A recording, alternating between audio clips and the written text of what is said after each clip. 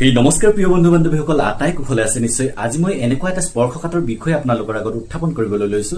বিষয়টো হৈছে অসমৰ আভ্যন্তৰীণ বিকাশ আৰু উন্নতিৰ বিষয়ে। সাম্প্ৰতিক সময়ত অসমৰ বিজেপি চৰকাৰে উন্নতিৰ ঢাকঢোল বজাই থকাৰ কথা শুনিলে মোৰ এটা প্ৰশ্ন সঘনাই মনলৈ আহে। মোৰ মনত উদয় হোৱা প্ৰশ্ন বা বিষয়টো হৈছে অসমত চিকিৎসা ব্যৱস্থাৰ কেতিয়া উন্নতি হ'ব।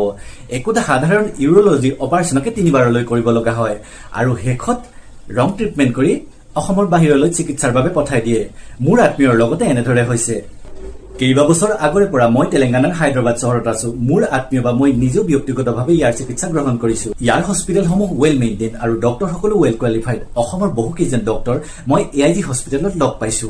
অসমৰ বহুকেইজন চিকিৎসকে ইউক্ৰেইনত শিক্ষা গ্ৰহণ কৰি ইয়াতে চিকিৎসা প্ৰদান কৰিছে। এতিয়া মোৰ মনত এটা প্ৰশ্নৰ উদয় হয়, অসমৰ ডক্টৰসকলে আহি ইয়াত কিয় চিকিৎসা প্ৰদান কৰিছেহি? অসমৰ হস্পিটেলসমূহত ইকুইপমেণ্টৰ অভাৱ নেকি, নে তেওঁলোকে দৰমহা কম পায়? আচল কথাটো হৈছে অসমৰ চৰকাৰী বা ব্যক্তিগত খণ্ডৰ চিকিৎসালয়সমূহত উন্নত বাতাবৰণৰ অভাৱ আৰু ষ্টাফসমূহো মেনাৰলেছ। এজন ৰিচিপশ্যনিষ্টেই ৰোগীৰ পৰিয়ালক জামুৰ খাই উঠে।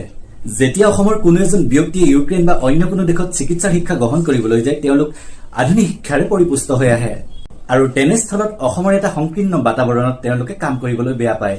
গতিকে অসম চৰকাৰে এই বিষয়টোৰ ওপৰত অলপ চকু দিব লাগে বুলি মই ভাবো। ধনী শ্ৰেণীৰ লোকসকলে অসমৰ বাহিৰত আহি চিকিৎসা কৰাবহি, কিন্তু দুখীয়া শ্ৰেণীৰ লোকসকলে ক'ত কৰাব?